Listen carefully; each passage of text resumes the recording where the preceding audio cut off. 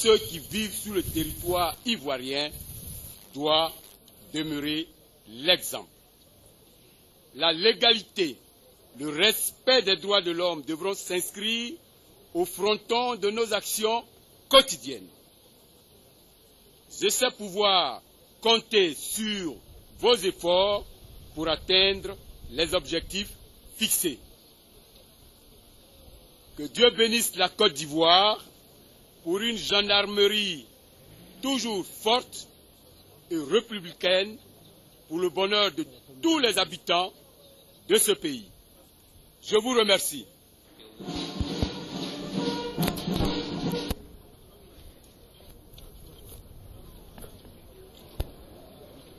À présent, mesdames et messieurs, le chef d'état-major général, le général de division Bakayoko Soumaïla, va adresser ses premiers mots aux plus hautes autorités et livrer son ordre du jour numéro 1 à la troupe. Au nom des forces républicaines de Côte d'Ivoire, vous remercier de l'insigne honneur que vous nous faites en étant de notre séjour au camp militaire du Galéni. Votre présence nombreuse et distinguée dénote une fois de plus de l'intérêt que vous portez à notre armée. Excellences, Monsieur le Premier ministre, ministre de la Défense, permettez-moi avant tout de vous adresser mes sincères remerciements pour m'avoir proposé tout d'abord à l'avancement au grade de général de division, puis à l'emploi des chefs d'état-major général des forces républicaines de Côte d'Ivoire. Aussi, je vous prie de bien vouloir transmettre à Monsieur le Président de la République, Son Excellence Alassane Dramane Ouattara, mon infinie gratitude pour la confiance qui lui a plu de placer en ma modeste personne en m'attribuant la lourde responsabilité de diriger notre armée, qui est la mienne, est immense. Je voudrais la partager avec tous mes frères d'armes, Esfafen, avec qui nous avons mené une décennie durant la lutte pour libérer notre pays. Je leur dédie cette double nomination.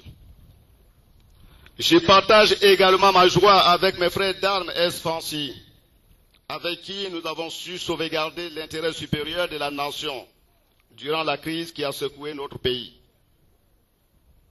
À tous ces frères d'armes, aujourd'hui membres des forces républicaines de Côte d'Ivoire, je voudrais pouvoir compter sur tous pour conduire à bien la grande mission difficile mais ô combien exaltante que le président de la République, chef suprême des armées, a bien voulu nous confier. C'est le lieu de saluer tous les camarades chefs d'état-major des pays du Burkina Faso, du Bénin, du Ghana, du Togo, du Mali, du Niger, du Sénégal, du Libéria, de la Guinée et du Nigeria, qui m'ont fait l'honneur et l'amitié d'être à mes côtés pour cette cérémonie de passation de charges. Merci, messieurs les généraux. Je voudrais vous rassurer de mon engagement à œuvrer avec vous pour garantir la sécurité et la paix dans la sous-région. Mes remerciements vont enfin aux forces de l'ONUCI et de la Licorne qui ont su amener patiemment les forces ivoiriennes à se parler pour le bonheur de la Côte d'Ivoire. Quant à vous, chers anciens, permettez-moi en ces instants et en ces lieux de saluer la mémoire et l'action des illustres occupants de cette fonction que furent les généraux Thomas Dakin Ouattara, Ibrahima Koulibaly, Bertin Zézé Barois, Félix Ori, Robert Gueye, Lassana Timité, Soumaïla Diabagarté, Mathias Doué. Dans le fil de la loyauté et de la droiture, transmis génération après génération par vous, illustres anciens, preux bâtisseurs de l'armée ivoirienne, je reprends le flambeau que vous me transmettez ce matin.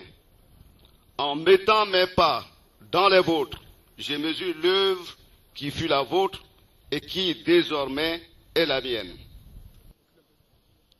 Officiers, sous-officiers, militaires du rang, officiers mariniers, sapeurs, aviateurs, marins des forces républicaines de Côte d'Ivoire,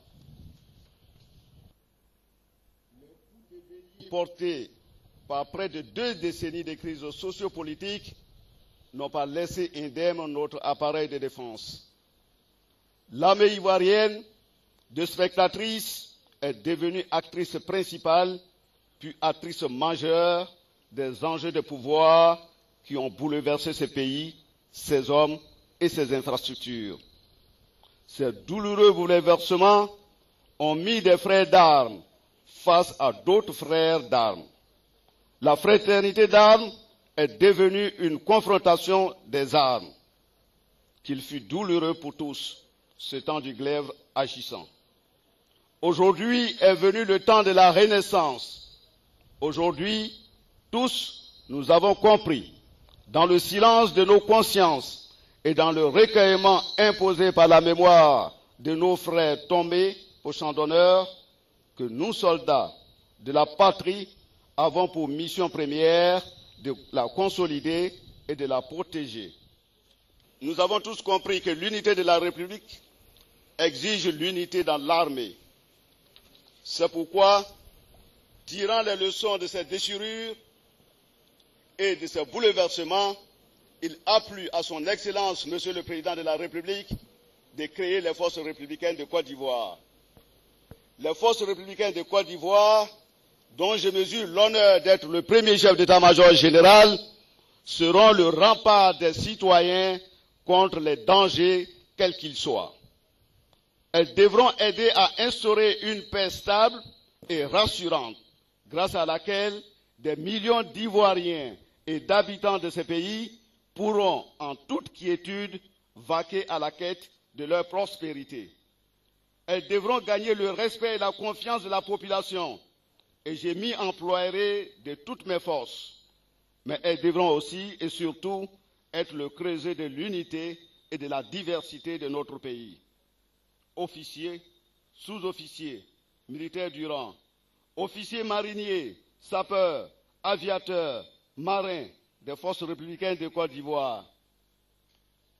Une grande armée, c'est d'abord des hommes et des femmes de qualité, rompus au métier et prêts au sacrifice suprême pour la patrie. Au cœur de notre engagement se trouve en priorité la moralisation de l'armée. Car en effet, comment pouvons-nous bâtir une paix juste si nous-mêmes, instruments de la loi et de l'ordre, sommes la source du désordre et de l'illégalité? Les forces républicaines que j'ai désormais la charge de commander seront des forces morales, car tel est leur devoir et tel nous le commande l'éthique de notre métier. Ce défi qui s'offre à nous est à la fois personnel et collectif. Nous portons les armes d'un grand pays. À nous de nous en montrer dignes. En cela, nous partageons la foi du philosophe français Saint-Just qui dit, et je cite, « Ce n'est point seulement du nombre et de la discipline des soldats que vous devez attendre la victoire, vous ne l'obtiendrez qu'en raison des progrès que l'esprit républicain aura fait dans l'armée. » Fin de citation. Notre rôle de bouclier, protecteur de la nation, réclame que nous transformions notre outil de défense en un appareil militaire souple, réactif, capable d'opérer dans les délais les plus brefs sur toute l'étendue du territoire. C'est d'une mutation en profondeur que je parle, messieurs. Nous devons tous ensemble bâtir l'armée dont nous avons besoin plutôt que de conserver l'armée de nos habitudes.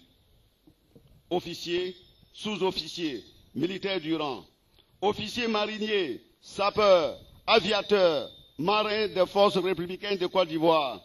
La tâche est ardue, mais nous avons choisi le métier de l'épreuve, de l'honneur. Nous avons choisi le métier des armes.